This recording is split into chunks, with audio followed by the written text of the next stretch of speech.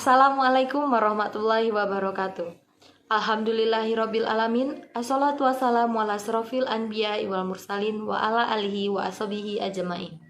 Syukur kehadirat Allah Subhanahu wa taala yang telah begitu banyak memberikan nikmat kepada kita semua selaku hambanya.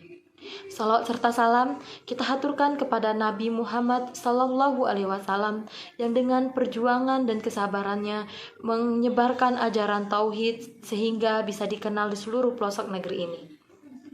Baiklah, langsung saja kami akan memaparkan materi dari kelompok kami tentang landasan ilmiah pendidikan jasmani dan olahraga secara psikologi. Pemaparan pertama akan disampaikan oleh rekan saya yang bernama Suhermon. Kepada saudara Suhermon dipersilakan. Pengertian pendidikan jasmani dan olahraga. Jadi pengertian pendidikan jasmani dan olahraga ini ada 3 pendapat. Itu yang pertama dari saudara Winarno pada tahun 2006 mengatakan pendidikan jasmani adalah bukan hanya untuk mengembangkan fisik saya, tetapi juga dapat mengembangkan mental, sosial, intelektual, dan emosional.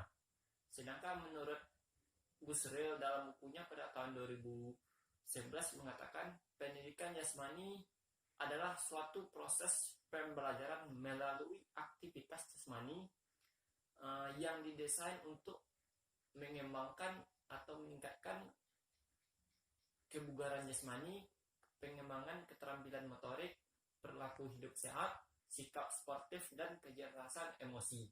Sedangkan menurut Undang-Undang nomor 20 tahun 2003 mengatakan pendidikan jasmani adalah usaha sadar dan terencana untuk mewujudkan suasana belajar dan proses pembelajaran agar peserta didik dapat mengembangkan emosinya. B. Landasan ilmiah pendidikan jasmani dan olahraga secara psikologi. Ada 4 ahli yang mengatakan tentang psikologi dalam pendidikan jasmani dan olahraga. Yang pertama dari Edwin Arif mengatakan psikologi adalah ilmu yang mempelajari tentang jiwa, baik gejalanya, prosesnya, maupun latar belakangnya. Yang kedua dari Encyclopedia mengatakan psikologi itu adalah ilmu yang mencari tentang perilaku manusia dan binatang, baik dapat dilihat secara langsung maupun tidak dapat dilihat secara langsung. C atau yang ketiga adalah dari saudara Dakir. Jadi psikologi itu membahas tentang perilaku manusia dalam hubungannya dengan lingkungannya. Yang keempat dari Muhyiddin bin Shah mengatakan yang mempelajari tentang perilaku pada manusia, baik individu, motivasi eksternal dan internal. Motivasi eksternal itu motivasi yang berasal dari luar individu, dan motivasi internal dan motivasi yang berasal dari individu. Yang kedua adalah percaya diri adalah adanya rasa aman di dalam diri tersebut sehingga dapat melakukan aktivitas tanpa ragu. Yang ketiga adalah berpikir positif, memandang sesuatu dengan baik-baik. Disiplin, suatu aturan yang telah dibuat dan dapat dilaksanakan dengan baik. Dan materi selanjutnya akan disampaikan oleh teman kami Restia. Oke, selanjutnya saya akan melanjutkan pemaparan disampaikan oleh rekan saya tadi.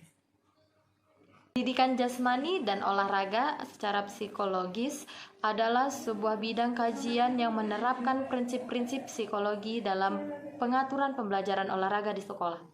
Pendidikan jasmani melibatkan interaksi antara guru dengan anak serta anak dengan anak.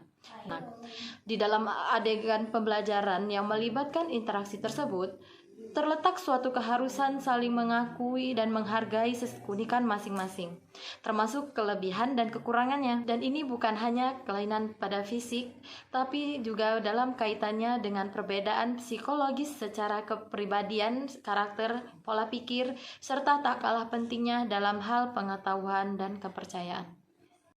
Selanjutnya, peranan psikologi dalam pendidikan jasmani. Pertama, meningkatkan motivasi belajar pendidikan jasmani. Yang kedua, terjadinya perubahan motivasi pada siswa menjadi lebih baik lagi. Yang ketiga, Adanya perkembangan sikap serta konsep dari siswa tersebut yang berpikiran positif terhadap pembelajaran pendidikan jasmani. Yang keempat, stabilitas emosional, kematangan emosional, ketahanan mental, dan mental training. Yang kelima, dapat menghilangkan perasaan jenuh oleh siswa dan mata pelajaran pendidikan jasmani itu sendiri. Yang keenam, dapat menghilangkan rasa terstres menjadi senang dalam pembelajaran pendidikan jasmani. Yang ketujuh, dapat menghilangkan rasa cemas dan frustasi. Yang kedelapan, dapat menghilangkan rasa takut gagal pada diri siswa terhadap pembelajaran pendidikan jasmani yang akan dilakukan. Dan yang terakhir, membentuk suatu perubahan sikap pada siswa sehingga lebih dapat mencintai olahraga itu sendiri dan dapat menjadi cikal bakal bibit atlet yang akan berprestasi nantinya. Baiklah, sekian pemaparan dari kami mengenai landasan ilmiah pendidikan jasmani dan olahraga secara psikologis.